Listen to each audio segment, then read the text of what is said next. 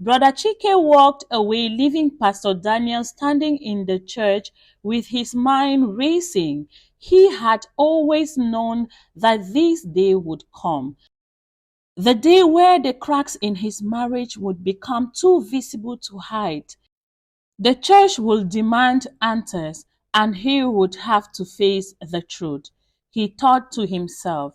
One evening, as Mariam sat alone in her room, staring at a family photo on the dresser, the image of her and Pastor Daniel, smiling and happy, felt like a distant memory. The weight of her guilt, shame, and despair became so unbearable. Tears streamed down her face as she whispered a prayer. God, if you're listening, I need you more than ever. I am at the end of myself. I can't take this anymore, she prayed. The silence in the room was deafening. She had prayed for forgiveness.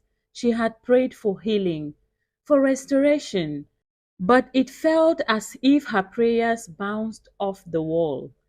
The distance between her and her husband was like a barricade that could never be breached. Suddenly, the door opened and Pastor Daniel stepped into the room. Mariam quickly wiped her tears, trying to compose herself. I need to talk to you, he said, his voice low but serious. Mariam's heart pounded into her chest. She nodded, and she was afraid of what was coming. Pastor Daniel sat at the edge of the bed, his face drawn with exhaustion. Mariam, I have been thinking, he said. Mariam remained silent, her hands trembling. I have been carrying so much anger, so much bitterness towards you for what happened. I can't even begin to describe the pain you have caused me. But I have also realized something. Mariam looked at him, her eyes widened with fear and hope. What is it? She asked. I've been holding on to this hurt for so long, trying to punish you for your betrayal. But in doing so, I have also been punishing myself. My heart had become so hardened, not just towards you, but towards God.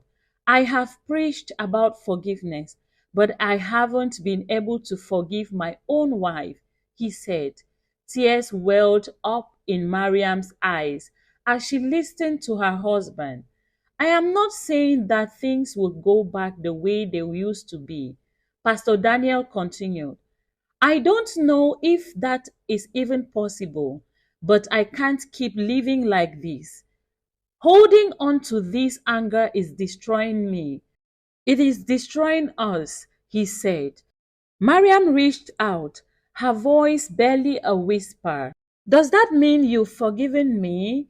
She asked. Pastor Daniel hesitated, his eyes full of pain. I don't know if I'm fully there, but I am willing to give it a try for the sake of her children, for the sake of her marriage, and for the sake of her own soul. He said. Mariam sobbed, her heart flooding with relief. Thank you so much. Thank you, she said. In the days that followed, a fragile peace settled over the house. Pastor Daniel and Mariam began talking again.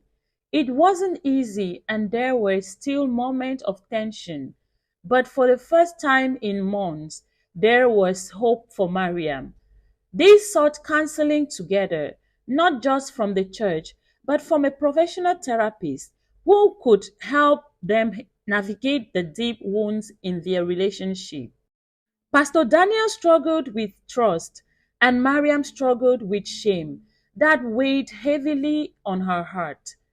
But little by little, they began to rebuild, break by break, and prayers by prayers. Months passed, and though the scars of the past remain, Mariam and Daniel found a new rhythm in their marriage. It wasn't perfect, but was real. They learned to communicate better, to be honest about their feelings, and to lean on their faith in moments of weakness.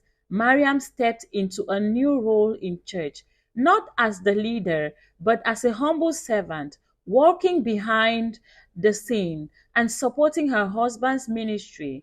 She found healing in service, in helping others, and in trusting that God was working through her pain.